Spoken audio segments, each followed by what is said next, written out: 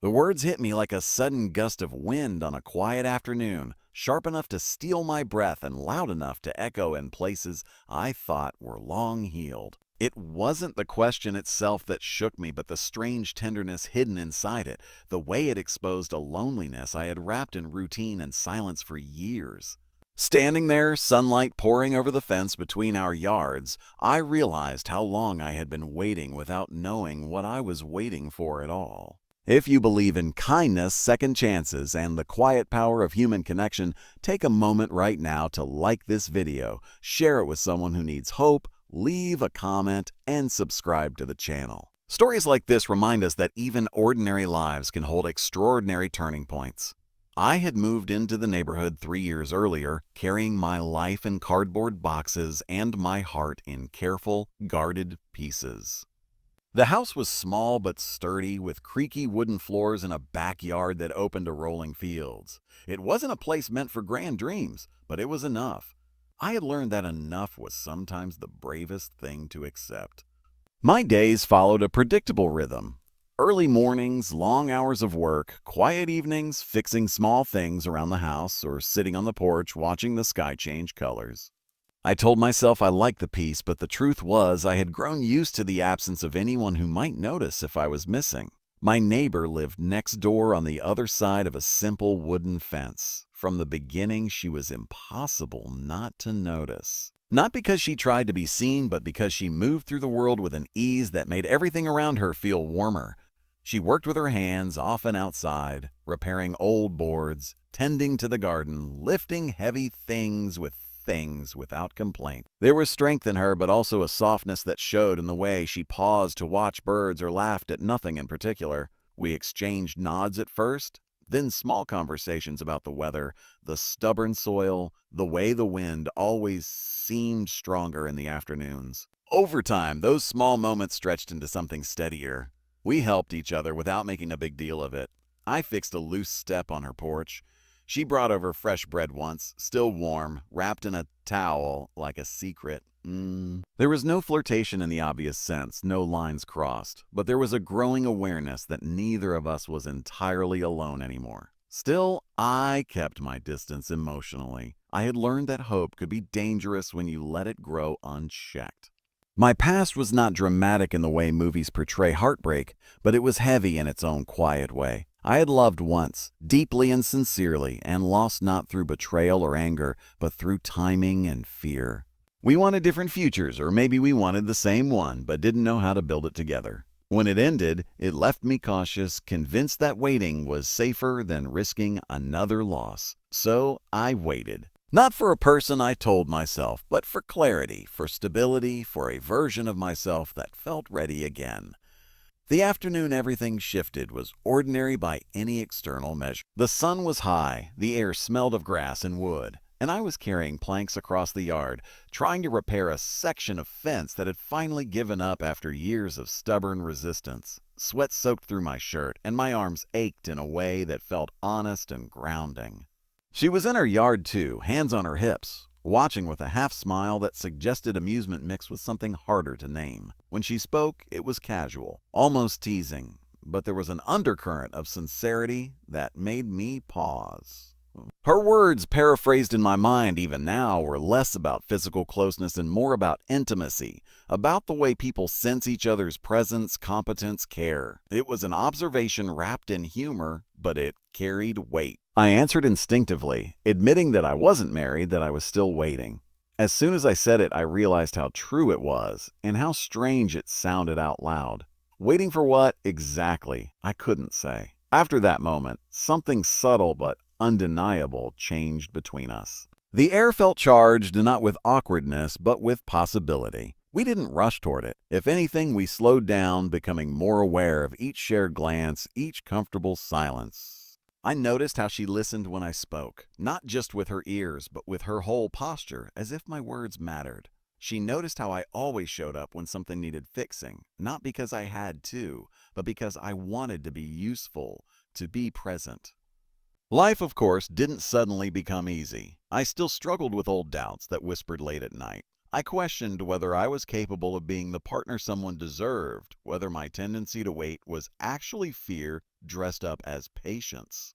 She had her own battles too, responsibilities that weighed on her shoulders, disappointments she rarely spoke about, but carried quietly. We were two people with full histories, not blank slates looking for a fantasy. What drew us closer wasn't grand romance, but consistency. We shared meals occasionally, nothing elaborate, just food and conversation under fading daylight.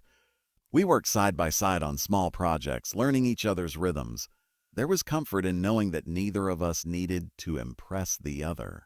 We were already seen in the most ordinary and meaningful ways. One evening, after a long day that had left me drained and questioning my choices, I sat alone on my porch, staring at the fields as the sky darkened. I felt the familiar pull to retreat inward, to tell myself that waiting was easier than risking disappointment.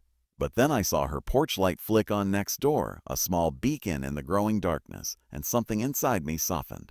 I realized that waiting didn't have to mean standing still. It could mean preparing, healing, learning to show up differently. Over the following weeks, I let myself be more open, not through dramatic confessions, but through honesty in small moments. I talked about my fears without dramatizing them. I admitted that I didn't always know what I was doing, that I had spent years believing I needed to be fully complete before sharing my life with someone else. In return, she shared her own uncertainties, her exhaustion, her quiet hopes. There was no rush to define what we were becoming, and that freedom made everything feel more real. The real turning point came not in a moment of passion, but in a moment of vulnerability. I had received news that threatened the stability I had worked so hard to build, a reminder that life rarely waits for you to feel ready. My first instinct was to handle it alone, to retreat into self-reliance. But instead, I found myself walking next door, sitting on her porch, and simply letting myself be seen in my worry. She didn't offer solutions or platitudes. She offered presence, steady and unassuming, and it felt like a gift I hadn't known how to ask for. Gul? In that quiet support, I understood something fundamental. Waiting wasn't about finding the perfect moment or becoming flawless. It was about recognizing when someone stood beside you not to complete you, but to walk with you through uncertainty. I had been waiting for proof that I wouldn't lose myself in another relationship when what I really needed was trust, both in myself and in another person. As time went on, the line between our lives blurred gently. We still had our own spaces, our own routines, but there was a shared sense of direction now, a feeling that we were moving forward rather than simply passing time. The question she had asked that afternoon remained in my mind, not as a challenge, but as a mirror. It had forced me to see myself not as someone incomplete, but as someone capable of connection, even after years of caution. If this story is touching something inside you, if it reminds you of your own waiting or your own quiet hopes, I invite you to pause here and engage. Like the video, share it with someone who might need to hear this, and let us know in the comments that you're not alone in feeling this way. Near the end of that summer, as the fields turned golden and the evenings grew cooler, I realized I was no longer waiting in the way I once had. I wasn't holding my breath for a future that might never come. I was living in the present, open to whatever unfolded next. There was no dramatic declaration, no moment that needed to be named. The change was internal, a shift from fear to readiness, from isolation to connection. Before this story ends, I have a special request for you. Please comment the word awaiting below if you've ever felt like your life was on pause, and the word ready if you feel yourself stepping into something new. Your words might be exactly what someone else needs to read today. Looking back now, I understand that the question my neighbor asked wasn't about intimacy in the narrow sense. It was about presence, about whether someone is open or closed, hiding or available. My answer, that I was still waiting, was true then. But it also marked the moment I began to stop waiting for life to happen to me and started allowing myself to meet it halfway. And in that simple shift, everything changed. Waiting, I learned, doesn't end in a single moment. It loosens its grip slowly, like fingers unclenching one by one, often without you noticing until you realize your hands are finally free. After that summer, life didn't suddenly turn into a perfect storybook version of itself. Bills still arrived. Work still demanded more than it gave. Old habits still whispered when nights grew too quiet. But something essential had shifted inside me, something that refused to let me retreat back into emotional hiding. The closeness between my neighbor and me grew in the most natural way possible, almost unnoticed. We didn't label anything, didn't rush to define what we were becoming. Instead, we shared time. Mornings sometimes began with coffee passed over the fence, steam curling into the cool air. Evenings ended with long walks along the edge of the fields where the world felt wide and forgiving. The more time we spent together, the more I realized how much I had underestimated the power of steady companionship.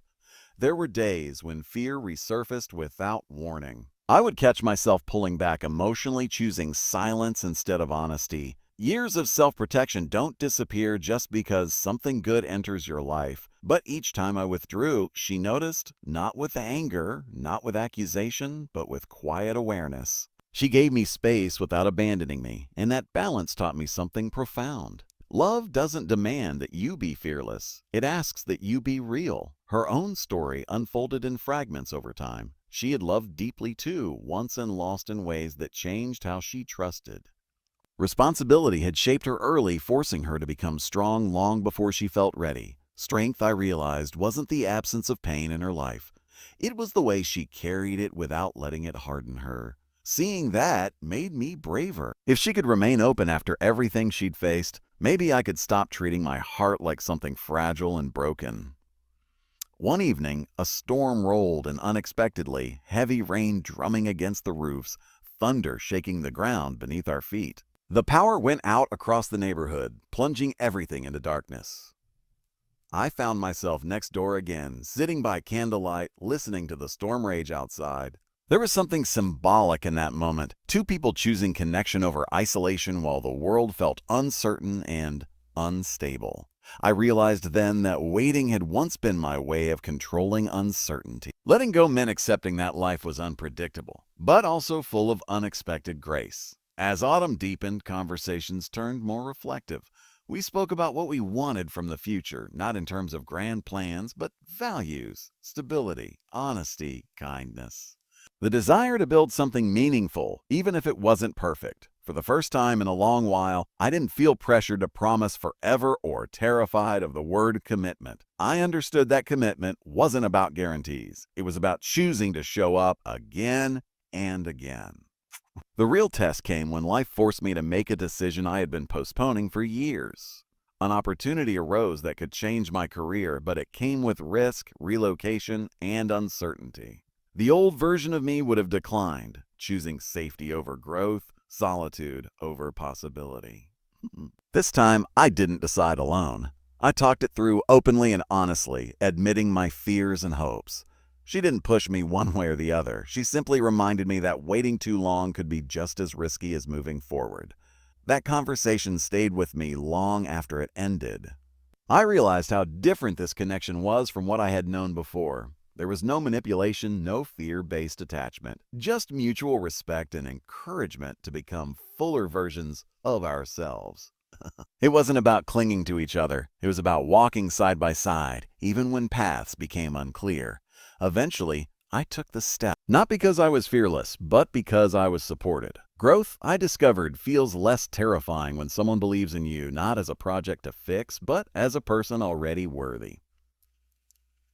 The transition wasn't easy. There were moments of exhaustion, doubt, and emotional strain. But through it all, that steady presence remained, reminding me why I had stopped waiting in the first place. Our relationship didn't need dramatic declarations or public displays to feel real. It showed itself in small, powerful ways, in how silence felt comfortable rather than heavy, in how challenges were faced together instead of alone, in how laughter returned to my life without effort. I understood now that intimacy isn't just physical or romantic, it's emotional safety, the freedom to be imperfect with fear of abandonment. As winter approached, I reflected on the question that had started it all. What had once sounded like a teasing remark now felt like a turning point. A doorway I hadn't known I was standing in front of. My answer then had been honest, but incomplete. I wasn't just waiting for the right person.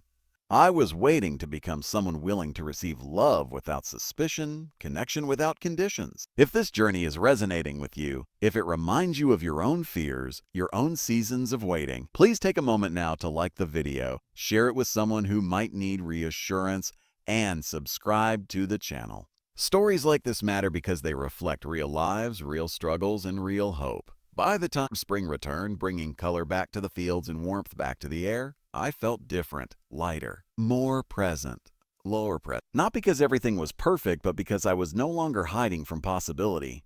Waiting had transformed into readiness, not as a destination, but as a mindset. I learned that love doesn't arrive when you're flawless. It arrives when you're open, honest, and willing to grow. Before we reach the end, I want to ask you something personal.